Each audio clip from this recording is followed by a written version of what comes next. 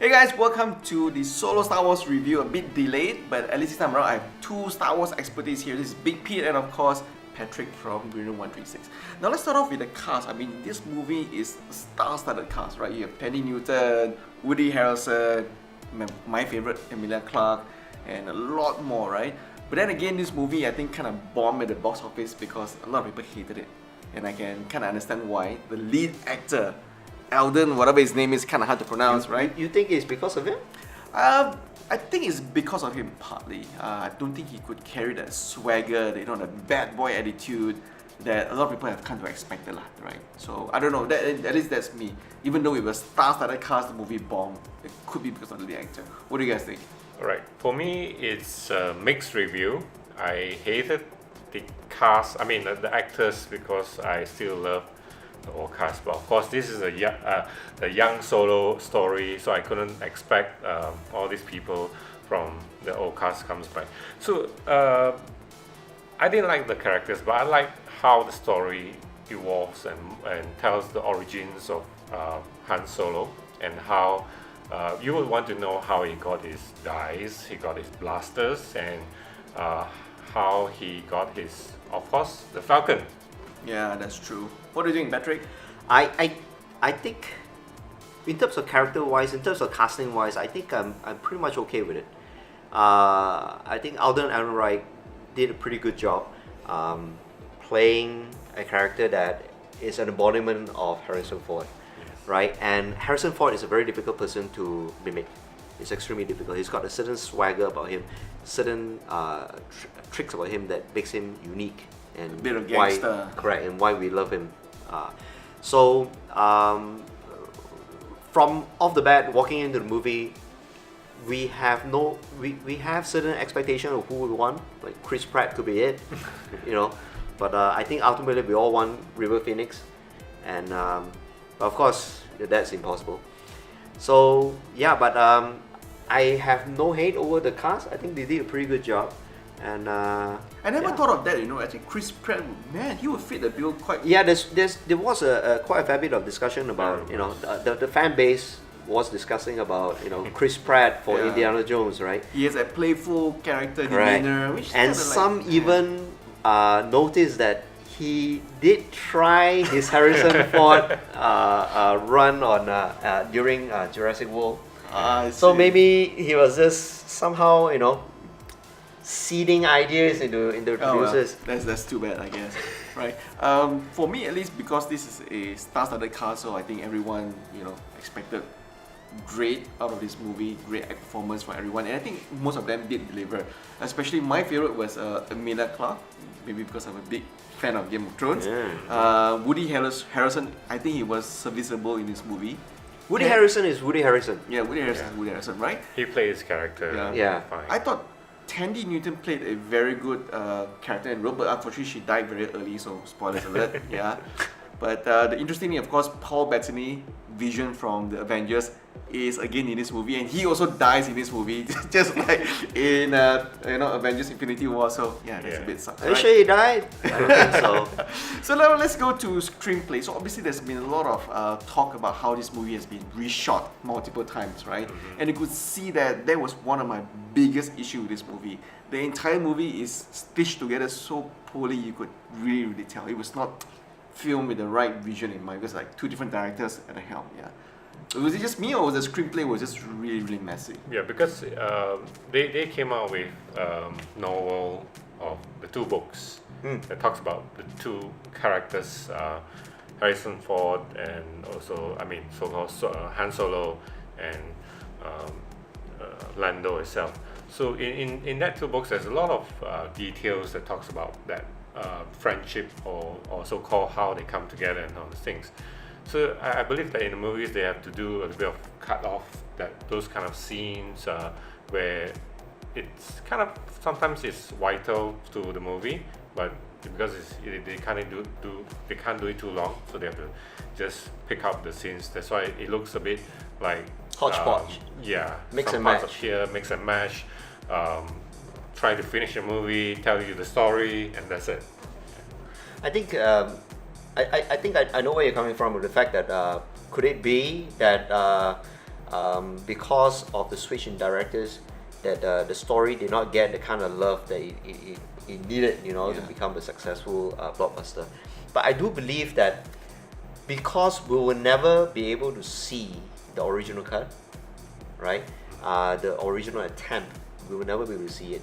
So because we will never be able to see it, there's no reason for us to speculate what if. We can't compare. Because we can't compare, right? There is nothing to compare with. So to what we understand that Howard actually reshot 70% of the material.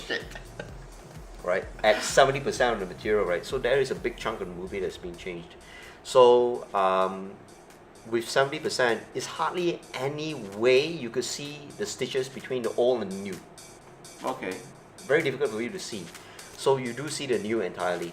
But what I do realize is the fact that Solo is a very space cowboy movie, right? And being space cowboy movie, right? You do walk in expecting a cowboy movie. There is a certain look and feel of a cowboy movie, and that's the reason why you see Solo the way it is. And this is something that we have never really seen before in terms of motion picture. Yeah. We see them in anime, right? With I don't know, series like Texas Rangers, Space Rangers and all sorts of stuff. Cowboy Bebop. Correct, Yeah. Cowboy Bebop and all sorts of things. But we don't see it in a motion picture. So maybe people who walk into Solo expecting a Star Wars, but getting a space western instead, Yeah. they didn't really gel to it. Well, for me, not being a big Star Wars fan, I was expecting some Jedi or some sort of a force, The zoom, fiction zoom, into and it. the pew, pew, pew, So right? unfortunately, I think that was also one of the big issues I have with. So I know it's meant to be a side story to build up the character of Han Solo, but that to me I think was a glaring omission, and for no reason why suddenly one of my favorite villain Darth Maul appeared at the end of the Act 3. So I was wondering also whether was that a reshot attempt from Ron Howard to try and appease Star Wars fans who were like, hey, this is a movie without any Jedi's or Sith. It's kind of a big issue, right? Yeah.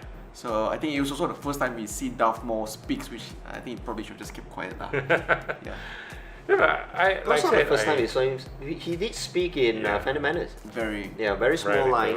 roles Yeah. and lines. Yeah. But if for Clone War followers, you have basically seen Darth Maul talk many times, right? So it is still the same voice actor for this reiteration of Maul. Sorry, you go first. So I was talking about I didn't like the characters, but I liked how the storyline goes. Like you say, it's the space cowboy kind of action scene. They did hijack a train, Mercenary, trying to steal that for the loot of the train and sell it off and things like that. So there's a lot of he himself is like a thief, like he steals from the streets and things like that. So how the story started off and how it ends, I'm okay with the story. It's just only the cast that couldn't bring out the essence of that Star Wars. It's a heist film. Yeah. It's a heist film. So the sorry, we were talking about. Now that you mention it, Yeah, I never thought about it that way. It is It's a space cowboy heist film. Yeah. Because essentially in Act 1 and Act 2 is all about stealing Correct. cargo and goods, right? That's the mercenary part. Yeah. So I think that was interesting. So the what I heard from the interview with Ron Howard and Empire magazine is that the character of Darth Maul was something that fit in right at the end. They already knew that they wanted to put a big bad there, but they didn't know which until towards the end. Then they realized that it is Darth Maul they're going to put in. Why? We really don't know. I think it was for them to set up the next Obi-Wan solo movie where, Obi-Wan would have some... Could be, I don't know, right? That's what everybody's speculating now. But it's hard to speculate that because if you look at the Clone Wars, right, towards the end, when Obi-Wan finally meets Darth Maul, the conversation was to an understanding that they have not met since Phantom Menace, right? Yeah. So there is no way Darth Maul is going to appear in the Ben Solo True. movie. So That's true. now the question is, why is Darth Maul here? And I suppose this is one the other reason why a lot of people who walk into this movie without walking through Clone Wars and all that, they got confused because Yeah. didn't this guy die? Yeah. Right? And Yeah. and for people who are familiar with the Clone Wars, right, the question was, didn't this guy die already twice? True. And it was very difficult for a lot of us to match him into the timeline. Where is he? Why is he here? Yes. Then we realized that before his final appearance on Clone War, in Rebels, there was a period whereby he did go out and form an underground scene. So this could be that story. Yeah. Now the question is, what is going to be the next one? And we, at this point in time, there's a very bad rumor going around saying that there They will be a complete drop Yes. for the anthology series, right? Solo being the last. There won't be any more future anthology. We don't know, but apparently Disney has denied that information, so we don't know for sure. Star Wars will never die. Yeah, but I do hope that they do bring us Solo 2, not for the sake that as a second attempt, but I really want to know where is this movie going towards. I do really want to know what is it they have planned for Darth Maul, a character that won't die. He's died twice, and he's still appearing. So why? What's the fascination with Maul? Yeah. And where is Emilia Clarke going to go into? Yeah. Right? Is she going to be the next big bad, or is she doing it to save Solo? So here's a little bit of my predictions. Given that how bad this movie has done at the box office, I believe they're probably going to make this into a streaming-only sequel because Disney is launching their own streaming service Yeah. to compete with Hulu and Netflix. But they So already that could be it. already have two directors packed to make two series. So I don't think Solo is gonna be it. I think Solo is gonna be still a cinema release. Yeah. So what's interesting from this video today is we learned that you have two Star Wars experts here. So you guys have any questions about the entire Star Wars universe, please ask it in the comment section down below. Yeah. We're just giving our truth. Yeah. So let's talk about our verdict, and what we love and hate about the movie. Personally, I didn't like the movie, even though I like how Emilia Clarke was portrayed as a very mysterious character, knowing how she was an innocent young girl, but then now she's like a full mysterious character. We don't know how she's going to develop that character forward. And also, L3 was a very interesting, sassy droid. That's something that you don't see often in the Star Wars universe. But other than that, the entire movie was too predictable. You know that Han Solo is gonna meet Lando, Han Solo is gonna get the Millennium Falcon and meet Chewbacca. So there was not much of a surprise in Solo, and I didn't like it. It was too predictable. So for me, I give it a verdict of 5 out of 10. I don't know, Patrick, what is your verdict of this movie? Well, I like it a lot. A lot? A lot, yeah, surprisingly so. Because when I walk in, right, I already expected all these things. I already expected the fact that Han Solo is gonna meet Lando. We're gonna find out, what is it, how he became Han Solo. This is an origin story. So origin story, you always expect one thing: how this person actually originated from. But the thing that really sold me was the fact that Emilia Clarke.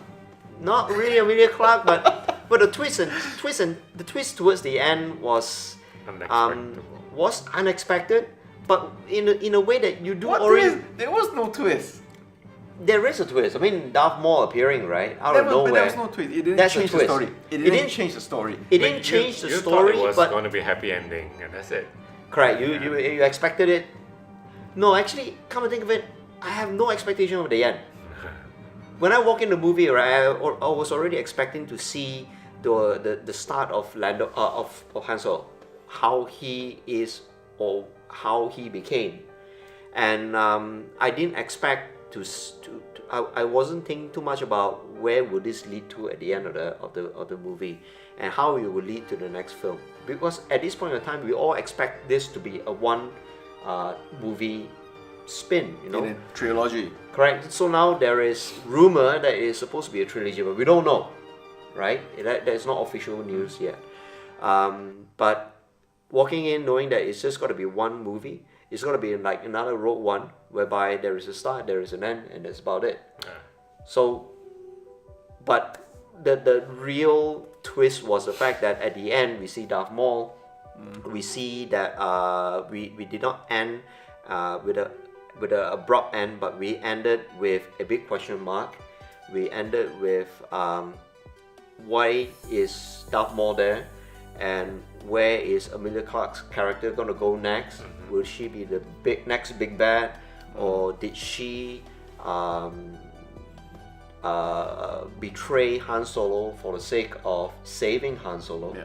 We don't know that, and I suppose that will be, that question will be answered in the next episode, if there is going to be one.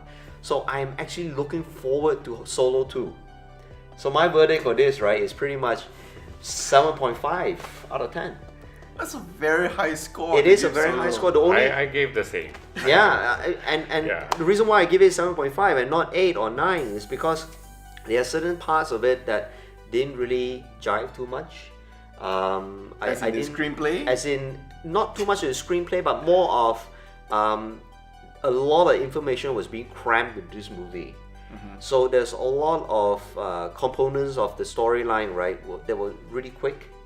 So that was the part that I didn't really like too much. And at the beginning of the movie, there were a lot of really bad dialogue.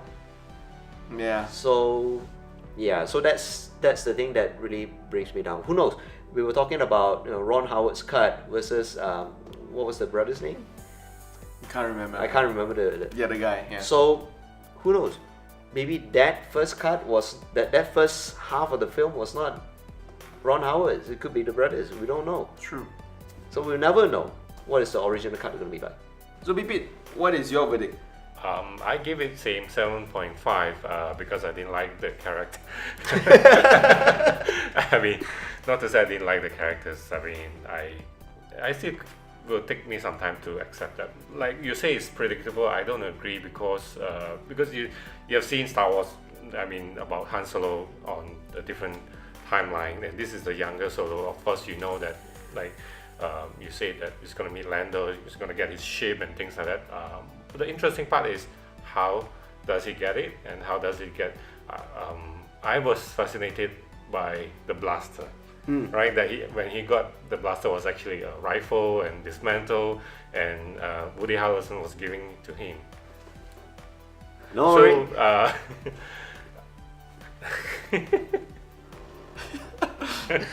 Gundam preparing to shoot himself if we run out of battery again. okay. So, Like I said, I give it a 7.5. I think it was quite good for the story and the movie itself.